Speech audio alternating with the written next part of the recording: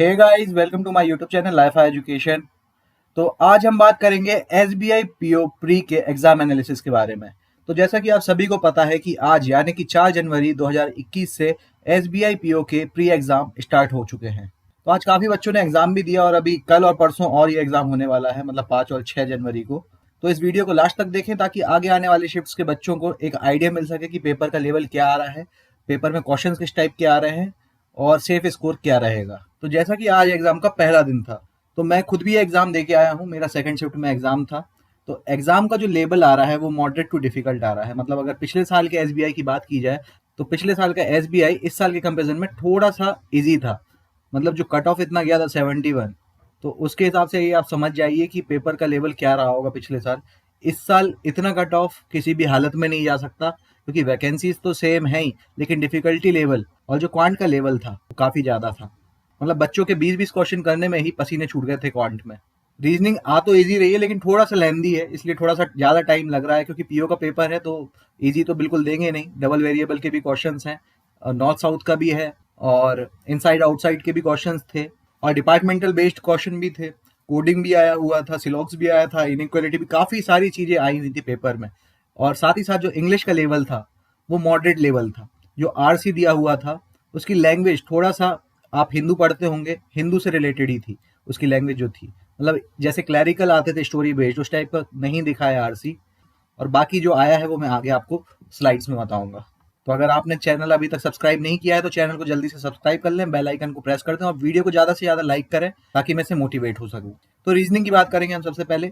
Reasoning में जो puzzle और सिटिंग अरेंजमेंट के क्वेश्चन आए थे वो मॉडरेट लेवल के थे। इसमें एक सर्कुलर अरेंजमेंट आया था जिसमें 8 लोगों को बैठालना था और ये आठों के आठों लोग कुछ इनसाइड फेसिंग थे, कुछ आउटसाइड फेसिंग थे। इस पे 5 क्वेश्चंस बने थे। ये इतना डिफिकल्ट नहीं था, मतलब 2 पॉसिबिलिटी में क्वेश्चन बन जा रहा था। इसके अलावा आया था एक शेड्यूलिंग पजल, मतलब 3 मंथ गिवन थे, 2 डेट्स गिवन थी और 6 लोगों को उसमें अरेंज करना था। इसके अलावा आया था एक फ्लोर बेस्ड पजल।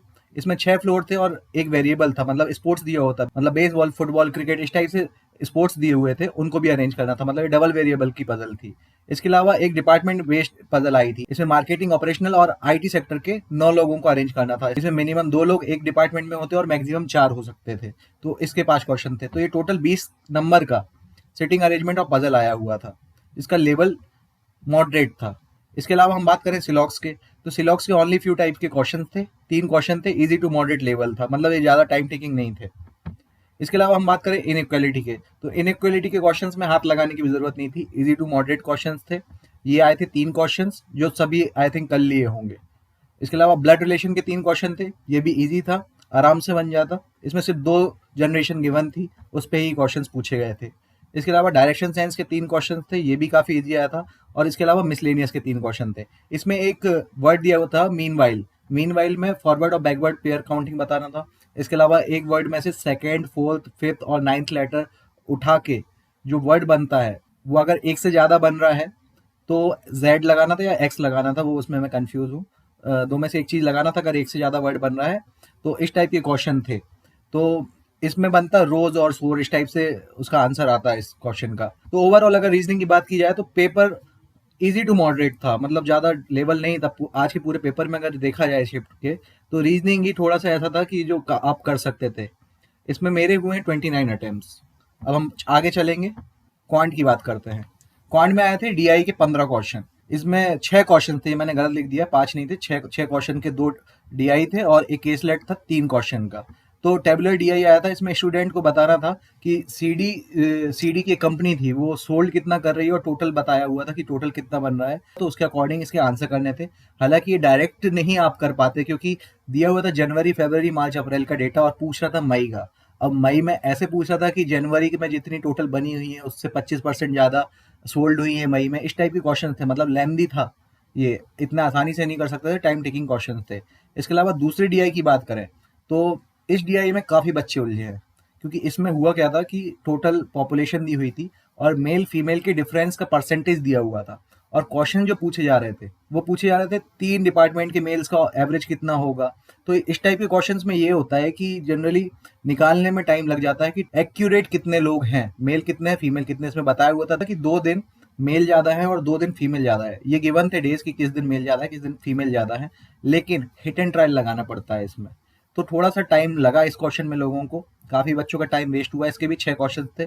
कैसलेट आए थे 3 क्वेश्चन। इसका लेवल मॉडरेट टू डिफिकल्ट था, काफ़ी टाइम लग गया है बच्चों को डीआई करने में। इसके अलावा क्वाड्रेटिक के 5 क्वेश्चन आए थे, मॉडरेट लेवल का था। और रॉन्ग नंबर सीरीज पूछा गया है, मिसिंग नंबर सीरीज नहीं पूछा गया। ये इजी टू मॉडरेट थे, इसके भी 5 क्वेश्चन आए थे। इसके अलावा रिमेनिंग जो 10 क्वेश्चन थे वो अर्थमेटिक के थे। अर्थमेटिक में यही सारे क्वेश्चन पूछे गए थे, प्रॉफिट लॉस से, स्पीड एंड डिस्टेंस से, मैंसुरेशन से, एजेस से, टाइम वर्क से।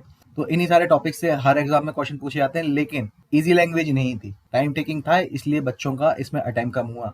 मैं अपनी बात करूं तो मैंने 18 अटेम्प्ट किए हैं क्वांट सेक्शन में। अब हम बात करते हैं इंग्लिश की। इंग्लिश में आरसी आया था, 7 क्वेश्चन थे आरसी का। ये आरसी मार्केटिंग बेस्ड था और इसका लेवल इजी टू मॉडरेट था, मतलब लैंग्वेज इतनी इजी नहीं थी, आप हिंदू आर्टिकल जैसे पढ़ते हैं उससे रिलेटेड ही लैंग्वेज थी। इसमें 3 क्वेश्चन एंटीनेम सिनोनेम और एक हाईलाइटेड सेंटेंस दिया हुआ था, उससे रिलेटेड था 3 क्वेश्चन, और 4 क्वेश्चन आरसी पे बेस्ड थे। इसके अलावा बात करें तो 5 क्वेश्चन पैरा जंबल से थे। पैरा जंबल 2-2 3-3 लाइन के थे, जिनको अरेंज करने में थोड़ा सा आपको टाइम देना पड़ेगा, मतलब देख के अरेंज नहीं होते हैं, सेंटेंस बड़े बड़े थे तो थोड़ा टाइम लगता है इन क्वेश्चंस में। इसके अलावा फिलर्स आए थे, डबल फिलर्स थे, इसके 5 क्वेश्चन थे, ये इजी था। इसके अलावा हम बात करें तो एरर डिटेक्शन में ये था कि 5 ऑप्शन दिए हुए थे, उसमें से बताना था कि सही ऑप्शन कौन सा है, मतलब जिसमें कोई भी एरर ना हो। तो इस टाइप के अभी आप लास्ट आईबीपीएस क्लर्क में भी देखें तो इस टाइप से ही क्वेश्चन पूछे जा रहे हैं, आजकल पैटर्न चेंज कर दिया है। इसके अलावा बात करें तो वर्ड एक्सचेंज के आए थे। एक सेंटेंस में 4 वर्ड्स दिए हुए थे बोल्ड लेटर में, तो उनका सीक्वेंस बताना था कि वो चेंज हो रहे हैं कि नहीं हो रहे हैं, तो इसके 4 क्वेश्चन थे। इसके अलावा 4 क्वेश्चन आए थे मैच द कॉलम के, इसका लेवल मॉडरेट टू डिफिकल्ट था। तो मैंने इंग्लिश में किए हैं 26 अटेम्प्ट, मेरे टोटल अटेम्प्ट की बात करें तो 73 अटेम्प्ट है। बाकी आगे आने वाली शिफ्ट्स वाले बच्चे ध्यान रखें, अगर अटेम्प्ट कम भी होते हैं तो कोई दिक्कत की बात नहीं है, क्योंकि पेपर का लेवल ही ऐसा आ रहा है कि 70s में कट ऑफ नहीं जाने वाला, कट ऑफ गिरेगा ही गिरेगा। तो अपनी एक्यूरेसी पे ध्यान दें और तुक्केबाजी ना करें। तो आज के लिए बस इतना ही, मिलते हैं नेक्स्ट वीडियो में। जय हिंद, जय भारत।